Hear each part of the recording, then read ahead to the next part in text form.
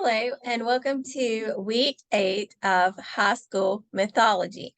So, today we're going to put our main focus on the house of Atreus.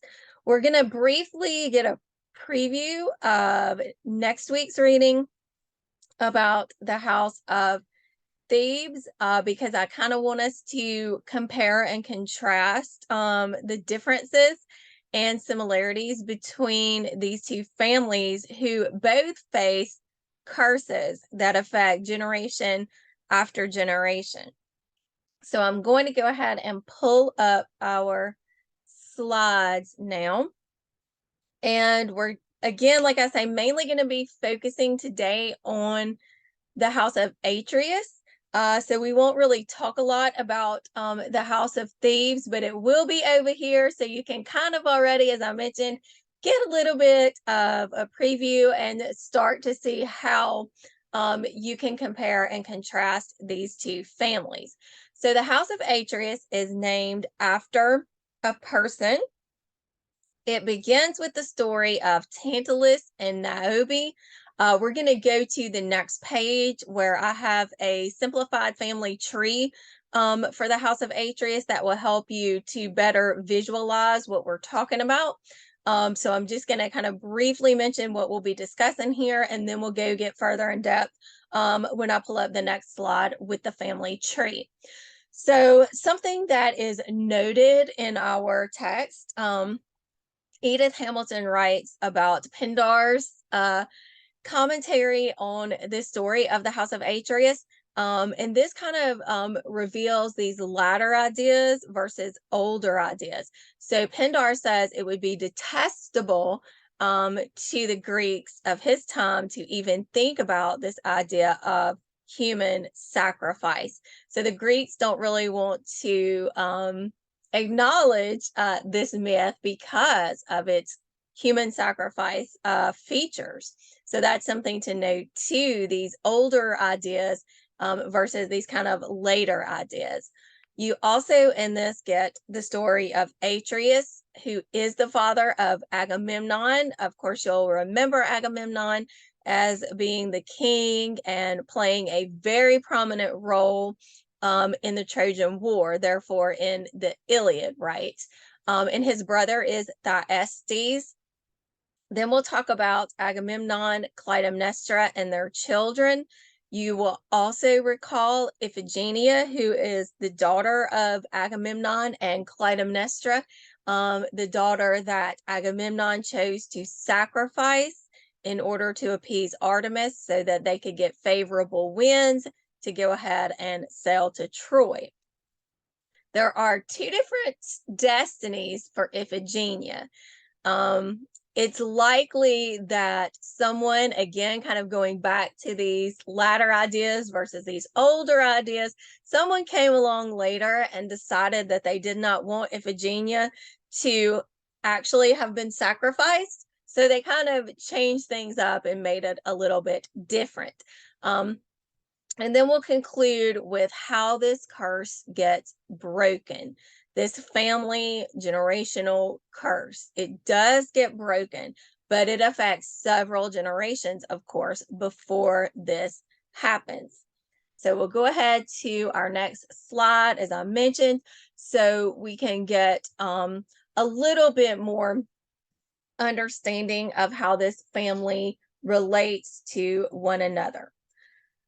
So these works are coming from Greek tragedian Euripides, Aeschylus, and Sophocles. These are the writers that Edith Hamilton pulls this story from.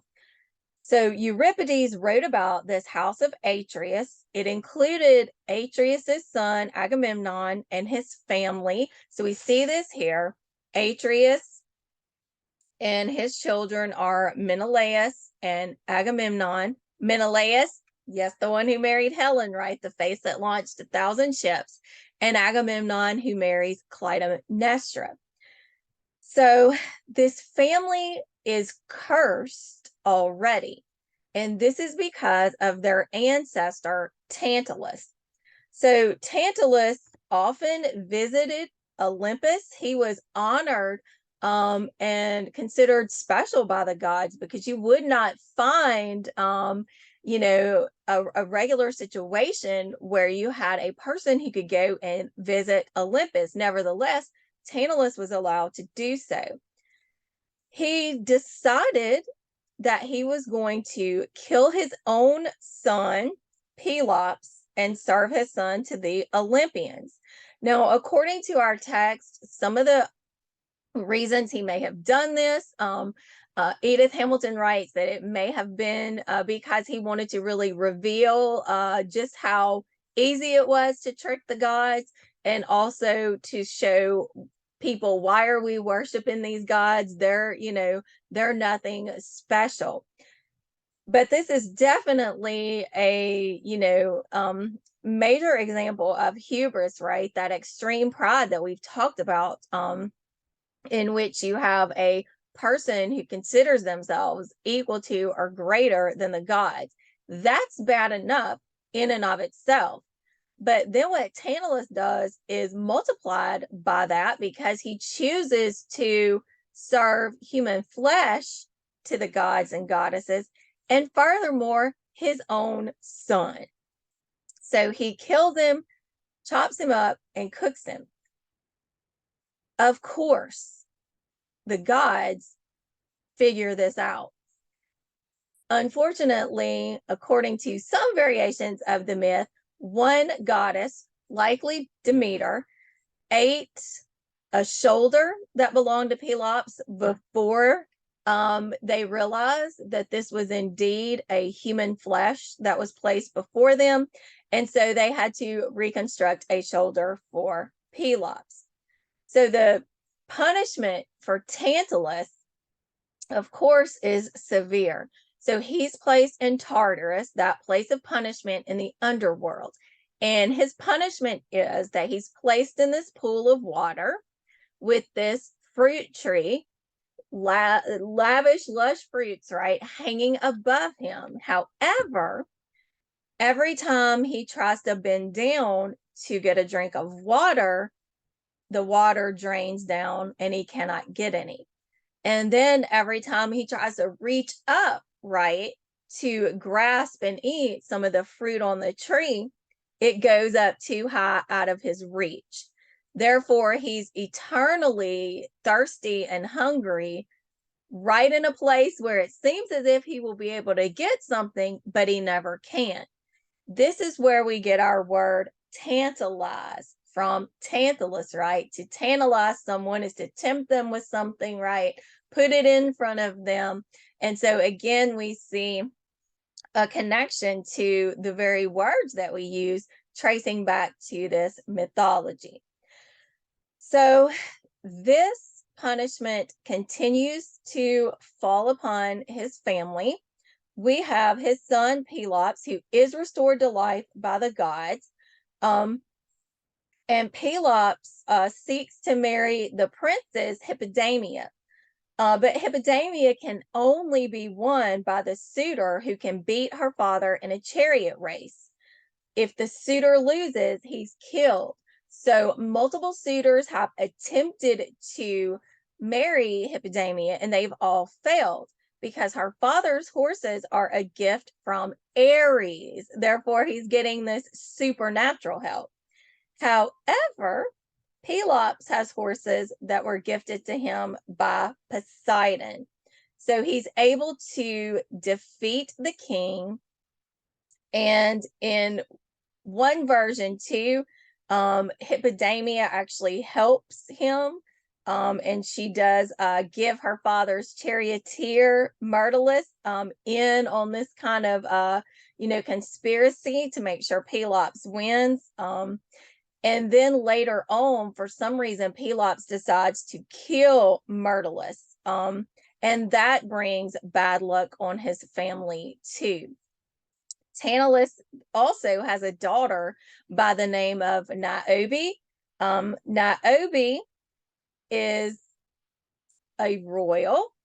She decides, however, that that's not good enough, that she is equal to and even greater than the gods. So she begins to tell her people that instead of worshiping Leto, the mother of Apollo and Artemis, that they need to worship her instead. She says, I've got 7 sons and 7 daughters, and Leto only had 2 children, so I'm greater.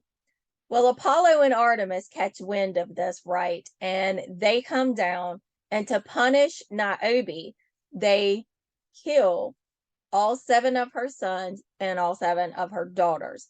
And Niobe weeps and weeps until she's actually turned into a rock that's always wet with tears. Then we go down to Thyestes and Atreus, right? All these descendants, as we can see, coming down from Tantalus and facing punishment because of the generational curse, but also because of their own actions. So Thyestes ends up having an affair with Atreus's wife. And Atreus, in order to get back at Thyestes, he kills the 2 children that belong to Thyestes and then serves them to their father for dinner. So again, this idea of not only human sacrifice, but trying to, and actually being successful here, because Thyestes doesn't know that he's eating his children.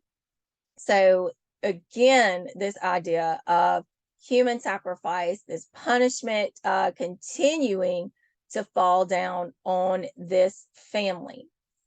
So then we have Menelaus and Agamemnon that are born to Atreus. As we mentioned, Menelaus married to the queen Helen, right, who launched the ships, who caused the Trojan War. And then we have Agamemnon, who's married to Clytemnestra. So Clytemnestra, once Agamemnon has sacrificed Iphigenia, she plots while he's gone to kill him in revenge for sacrificing their daughter. So once the Trojan War is over and Agamemnon makes it back home, Clytemnestra plots with her lover that she has been with while Agamemnon's been gone, and they do indeed kill Agamemnon along with Cassandra, the prophetess who always speaks the truth, but no one believes. And she tries to warn that both she and Agamemnon will be killed, but no one believes her. And so Clytemnestra does successfully get revenge on Agamemnon by killing him. However, this leaves Orestes, her son, in quite a predicament because Orestes knows, first of all, that it is up to his son to avenge the murder of his father. But he also knows that it is detestable for a son to kill his mother. So he's got this really difficult decision to make. So he goes to the oracle to hear from Apollo about what path he should take. And Apollo reveals to him that he must indeed avenge the death of his father. So this is what he does. He kills the lover and he kills Clytemnestra. After this, he is pursued by the Furies, but eventually he's able to make peace with that because of Apollo and the intervention of Athena. He is granted peace, breaking the curse. This is when the Furies become the Eumenides, which means providers or carers for the suppliant, because Orestes does indeed make supplication, right? He acknowledges what he did, which is something that has not happened in the previous generations of his family. Now, the other version I mentioned, instead of Iphigenia actually dying when she was being sacrificed, she's whisked away and taken somewhere else, where she's then put in charge of choosing which humans that come to the place where she is need to be sacrificed. However, Orestes and his friend end up going there, and Orestes and Iphigenia realize who one another are, and they're able to escape and get away. So that kind of is that latter idea, right? Where they want to kind of sweep away this idea that Iphigenia actually was sacrificed and say, no, no, no, no, Artemis didn't really want that. So she whisked her away to another place. Then we have on our next slide more about what we're going to discuss next week.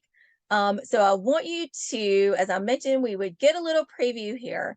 I want you to think about, as you go into the story of Oedipus, think about this idea, right? From Kung Fu Panda, silly, I know, but it traces back to something written by the French poet Jean de La Fontaine.